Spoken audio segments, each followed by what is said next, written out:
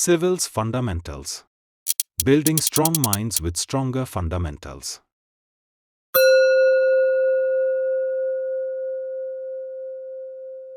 नमस्कार।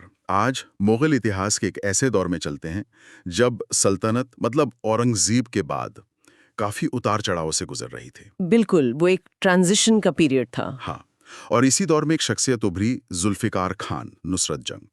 इन्होंने उस मुश्किल वक्त में साम्राज्य को संभालने की एक बड़ी कोशिश की। हाँ, और उनका रोल बहुत क्रूशल था, खासकर पॉलिटिकल मैनूवरिंग और उनकी पॉलिसीज को लेकर। बिल्कुल। आज हम उन्हीं जुल्फिकार खान के जीवन, उनके सियासी दांव-पेच और हाँ, उनकी वो खास पॉलिसी, इजारा सिस्टम, उसके इम्पैक्ट पे थोड़ी गहराई से बात करेंगे। हाँ, कहा जाता है कि वो असल मायने में पहले मुगल वजीर मतलब प्राइम मिनिस्टर बने जिन्होंने बदलते वक्त में सल्तनत को एक नई डायरेक्शन देने की कोशिश की। सही बात है। उनकी इम्पोर्टेंस को अक्सर अंडर एस्टिमेट किया जाता है। चलिए समझते हैं उनको। तो शुरू करते हैं आज एकदम शुरुआत से। ये जुल्फिकार खान थे कौन? इनका बैकग्राउंड क्या था? जाहिर है कोर्ट में इनका काफी इन्फ्लुएंस रहा होगा। बिल्कुल, जुल्फिकार खान का ताल्लुक एक बहुत पावरफुल ईरानी गुट से था। उनके पिता असद खान औरंगजेब के वजीर आजम थे बहुत लंबे समय तक। अच्छा, यानी पावर और पॉलिटिक्स तो विरासत में मिली थी। हाँ, कह सकते हैं। तो कोर्ट पॉलिटिक्स की समझ, डिप्लोमेसी, स्ट्रैटेजी बनाना और देखिए दरबार के अलग-अलग फैक्शंस में बैलेंस साधना, ये सब काबिलियत उनमें थी। औरंगजेब के समय में उनका क्या रोल था? औरंगजेब के टाइम में उन्होंने दक्कन में, जो दक्कन के मिलिट्री कैंपेन्स थे, उनमें बड़ा इंपॉर्टेंट रोल निभाया। कई मुश्किल राजपूत किले जीतने में भी उनका हाथ था। एडमिनिस्ट्रेटिव साइड पर भी अहम रेवेन्यू वाले इलाके उन्होंने संभाले। लेकिन हाँ, एक बात थी, औरंगजेब उनकी बढ़ती हुई एम्बिशन से थोड़ा सावधान रहता था। अच्छा, ये दिलचस्प है। तो मतलब औरंगजेब को अंदाजा था कि ये काफी आगे जा सकते हैं। शायद औरंगजेब बहुत अनुभवी शासक थे, वो भांप जाते थे चीजें। फिर आया 1707, औरंगजेब की मौत। उसके बाद वो तख्त के लिए जबरदस्त लड़ाई छिड़ी होगी। और बहादुर शाह प्रथम जीते तो जुल्फिकार खान बड़ी समझदारी से बहादुर शाह के साथ हो लिए। अच्छा, यानी विनिंग साइड पर आ गए। हाँ, और बहादुर शाह ने उन्हें मीर बख्शी का ओहदा दिया, जो मिलिट्री पेमास्टर जनरल जैसा था, और दक्कन का वाइसरॉय भी बनाया। बाद में वो वजीर भी बने। वजीर बने, यहाँ उनका इन्फ्लुएंस और बढ़ा होगा। बहादुर शाह के दौर में उनकी पॉलिसी क्या थी? ये बहुत इंटरेस्टिंग है। उन्होंने औरंगजेब की सख्त नीतियों के उलट मराठों और राजपूतों के साथ सुलह मतलब रेकन्सिलिएशन की पॉलिसी अपनाई। ओह, ये तो बिल्कुल अलग अप्रोच है। हाँ, वो समझ रहे थे कि साम्राज्य अब सिर्फ मिलिट्री पावर से नहीं चल सकता, उन्हें रीजनल पावर्स को साथ लेना होगा। उन्होंने एक तरह से डिसेंट्रलाइज्ड गवर्नेंस को प्रमोट करने की कोशिश की। वो उस दौर के असल पॉलिसी मेकर बन गए थे। Decentralised governance. मुगल सिस्टम तो बड़ा सेंट्रलाइज था, बादशाही सब कुछ। ये तो काफी रेडिकल सोच थी उस वक्त के हिसाब से। बिल्कुल, ये दिखाता है कि वो जमीन की हकीकत समझ रहे थे। एम्पायर अब पहले जैसा मजबूत नहीं रहा था। फिर बहादुर शाह का दौर भी खत्म हुआ और आया जहांदार शाह का छोटा लेकिन इवेंटफुल पीरियड 1712-13। तब तो कहते हैं बादशाह सिर्फ नाम के थे, असली पावर जुल्फिकार खान के हाथ में थी। हाँ, ये काफी हद तक सही है। जहांदार शाह को बादशाह बनवाने में जुल्फिकार खान का बहुत बड़ा हाथ था और उसके बदले में उन्हें वजीर आजम का पद मिला। उनके पिता असद खान को वकील मुतलक बनाया गया, मतलब बाप बेटी के हाथ में असल पावर आ गई थी। और इसी वक्त उन्होंने इजारा सिस्टम को बहुत प्रमोट किया, है ना? जी ये सिस्टम आखिर था क्या? थोड़ा डिटेल में बताएं। हाँ, देखिए, इजारा सिस्टम असल में रेवेन्यू कलेक्शन का एक तरीका था। एक कॉन्ट्रैक्ट सिस्टम कह सकते हैं। कॉन्ट्रैक्ट सिस्टम मतलब? बिल्कुल, मतलब ये कि किसी खास इलाके से लैंड रेवेन्यू वसूलने का अधिकार, जो राइट टू कलेक्ट रेवेन्यू था, वो हाईएस्ट बिडर को नीलाम कर दिया जाता था, ऑक्शन होता था। अच्छा, बोली लगाकर ठेका लेना जैसा। बिल्कुल, जो सबसे ऊंची बोली लगाता उसे इजारेदार कहते थे।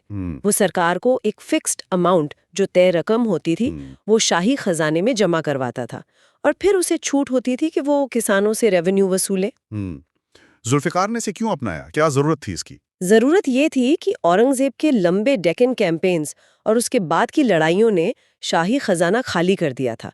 फाइनेंशियल क्राइसिस था, एडमिनिस्ट्रेशन भी ढीला पड़ गया था। तो उन्हें लगा कि ये क्विक फिक्स है। हाँ, उन्हें लगा कि ये एक प्रैक्टिकल तरीका है जिससे बिना बड़ी ब्यूरोक्रेसी या मिलिट्री के गारंटीड रेवेन्यू खजाने तक पहुंच जाएगा, पैसा जल्दी आएगा। सुनने में तो ये प्लान ठीक लगता है शॉर्ट टर्म के लिए, लेकिन इसके नतीजे क्या हुए? जाहिर है जो इजारेदार पैसा लगाएगा वो ज्यादा से ज्यादा मुनाफा छाएगा। इससे किसानों का शोषण नहीं बढ़ा? आपने बिल्कुल सही पकड़ा। यही इसकी सबसे बड़ी प्रॉब्लम थी। इजारेदार अपना पैसा वसूलने और मुनाफा कमाने के लिए किसानों पर बहुत भारी टैक्स लगाते थे, अक्सर जो ऑफिशियल रेट होता था उससे कहीं ज्यादा। तो किसानों की हालत तो बदतर हो गई होगी। बहुत ज्यादा। इससे एग्रीकल्चर प्रोडक्शन पर बुरा असर पड़ा, किसान जमीन छोड़कर भागने लगे और उनमें हुकूमत के खिलाफ गुस्सा बढ़ा। सेंट्रल कंट्रोल तो वैसे ही कमजोर था और इस सिस्टम ने उसे और कमजोर कर दिया। और इसका कोई लॉन्ग टर्म पॉलिटिकल इम्पैक्ट भी हुआ? हाँ बिल्कुल। ये जो पावरफुल इजारेदार थे, जो अक्सर लोकल जमींदार या मर्चेंट होते थे, वो धीरे धीरे बहुत पावरफुल हो गए। उन्होंने अपने इलाकों में अपना दबदबा बना लिया। अच्छा। और इसी ने आगे चलकर बंगाल, अवध, हैदराबाद जैसे इलाकों में सेमी इंडिपेंडेंट या ऑटोनमस स्टेट्स के बनने में मदद की। वहां के सूबेदार या नवाब इन्हीं मेथड से पावर कंसोलिडेट करने लगे। बाप रे, मतलब एक फाइनेंशियल पॉलिसी का इतना बड़ा पॉलिटिकल कॉन्सिक्वेंस। एक तरफ वो साम्राज्य को जोड़ने की कोशिश कर रहे थे रिकॉन्सिलिएशन से, दूसरी तरफ ये सिस्टम उसे तोड़ रहा था। हाँ, ये एक विडंबना ही है। शायद वो शॉर्ट टर्म जरूरत और लॉन्ग टर्म इम्पैक्ट का बैलेंस नहीं बना पाए, या शायद हालात ही ऐसे थे कि उन्हें ये करना पड़ा। ये दौर कोर्ट पॉलिटिक्स और गुटबाजी मतलब फैक्शनलिज्म का भी था, है ना? कौन कौन से मेन ग्रुप्स थे दरबार में? हाँ, गुटबाजी तो मुगल दरबार की पुरानी कहानी है, लेकिन इस वक्त ये बहुत बढ़ गई थी। 3 मेन फैक्शंस थे। कौन कौन सी? एक तो ईरानी गुट, जिसके नेता जुल्फिकार खान और उनके पिता असद खान थे। ये ज्यादातर शिया थे और जैसा हमने बात की, ये रीजनल पावर से समझौते और थोड़ी डिसेंट्रलाइजेशन के पक्ष में थे। ठीक है, एक ईरानी गुट। दूसरा था तुरानी गुट। ये सेंट्रल एशिया से आए हुए सुन्नी अमीर थे। इनके बड़े नेता थे चिन किलिच खान, जो बाद में निजामुल मुल्क बने और हैदराबाद रियासत की नींव रखी, और गाजिउद्दीन खान फिरोज जंग। और निजाम वाले, इनकी क्या सोच थी? ये लोग स्ट्रांग सेंट्रल अथॉरिटी के हिमायती थे, शायद औरंगजेब की तरह की हुकूमत चाहते थे, और ये जुल्फिकार की पॉलिसीज को शक की निगाह से देखते थे। उन्हें लगता था ये एम्पायर को कमजोर कर रहे हैं। और तीसरा गुट? तीसरा था हिंदुस्तानी गुट। इसमें वो मुसलमान अमीर थे जिनके परिवार पीढ़ियों से हिंदुस्तान में रह रहे थे या जो कन्वर्ट हुए थे। इनके सबसे मशहूर नेता थे सैयद बंधु, अब्दुल्ला खान और हुसैन अली खान। सैयद बंधु, हाँ, इनका नाम तो बहुत सुना है। किंग मेकर्स कहा जाता है ना? बिल्कुल। वो आगे चलकर बहुत पावरफुल हुए। ये भी अपनी पावर बढ़ाना चाहते थे और जुल्फिकार खान को अपने रास्ते का कांटा समझते थे। तो इन तीनों गुटों में जबरदस्त खींचतान चलती होगी। हाँ, बहुत ज्यादा। जुल्फिकार खान की सुलह वाली पॉलिसी, राजपूतों को बड़े ओहदे देना, मराठों को रियायतें देना, ये सब तुरानी और हिंदुस्तानी दोनों गुटों को पसंद नहीं था। उन्हें लगता था ये ट्रेडिशनल मुगल पावर स्ट्रक्चर को चैलेंज कर रहा है। तो ज़ाहिर जुल्फिकार के दुश्मन बढ़ते जा रहे थे। बिल्कुल। और जहांदार शाह खुद भी एक कमजोर और अय्याश बादशाह साबित हुआ, जिससे जुल्फिकार की पोजीशन और मुश्किल हो गई। तो फिर इतना पावरफुल होने के बावजूद जुल्फिकार खान का पतन कैसे हुआ? उनका अंत कैसे हुआ? उनका अंत भी इसी फैक्शनल पॉलिटिक्स का नतीजा था। 1713 में जहांदार शाह के भतीजे फर्रुखसियार ने सैयद बंधुओं की मदद से बगावत कर दी। अच्छा। आगरा के पास लड़ाई हुई जिसमें जहांदार शाह की हार हुई। जुल्फिकार खान ने जहांदार शाह को सरेंडर करने की सलाह दी। शायद उन्हें लगा कि वो बातचीत से कोई रास्ता निकाल लेंगे। लेकिन ऐसा हुआ नहीं। फर्रुखसियार और सैयद बंधुओं ने उन्हें और उनके पिता असद खान को धोखे से पकड़ लिया। दिल्ली में फर्रुखसियार के हुक्म पर सैयद बंधुओं ने जुल्फिकार खान का कत्ल करवा दिया। उनके पिता को कैद कर लिया गया। ओह, तो मतलब धोखे से मारे गए। हाँ, और उनकी मौत के साथ ही मुगल दरबार में किसी एक सिंगल पावरफुल वजीर के दबदबे का दौर खत्म हो गया। अब सत्ता की असली लड़ाई फैक्शंस के बीच खुलकर होने लगी, खासकर सैयद बंधुओं का दौर शुरू हुआ। तो कुल मिलाकर जुल्फिकार खान की लेगेसी क्या रही? उन्हें इतिहास में कैसे याद किया जाना चाहिए? देखिए, उनकी लेगेसी काफी कॉम्प्लेक्स है, मिलीजुली है। पॉजिटिव साइड देखें तो उन्होंने एक कमजोर बादशाह के होते हुए भी गवर्नमेंट चलाने की कोशिश की। एक तरह से उन्होंने प्राइम मिनिस्टर के ऑफिस को रियल पावर दी, एक कैबिनेट सिस्टम जैसा बनाने का प्रयास किया। ये तो काफी मॉडर्न सोच लगती है। हाँ, उस वक्त के हिसाब से तो थी। उन्होंने डिप्लोमेसी और रीजनल अलायंसेस के जरिए एम्पायर को जोड़ने की कोशिश की, एक तरह का फेडरल स्ट्रक्चर बनाने का अटेम्प्ट किया जो शायद वक्त की जरूरत थी। और नेगेटिव साइड? नेगेटिव साइड पर उनकी इजारा सिस्टम वाली पॉलिसी भले ही फाइनेंशियल मजबूरी में अपनाई गई हो, उसने लॉन्ग रन में किसानों को बर्बाद किया, एग्रीकल्चर को नुकसान पहुंचाया और सेंट्रल अथॉरिटी को अंडरमाइन किया। इसी ने रीजनल पावर्स के उभार में भी फ्यूल का काम किया। तो क्या उन्हें एक विजनरी माना जाए जिसने हालात बदलने की कोशिश की, या एक अपॉर्चुनिस्ट जिसने पावर कंसोलिडेट की? शायद दोनों का मिक्सचर थे। वो यकीनन एक केपेबल एडमिनिस्ट्रेटर और श्रूड पॉलिटिशियन थे। उन्होंने बदलते हुए पॉलिटिकल लैंडस्केप को पहचाना और मुगल साम्राज्य को उसमें अडैप्ट करने की कोशिश की।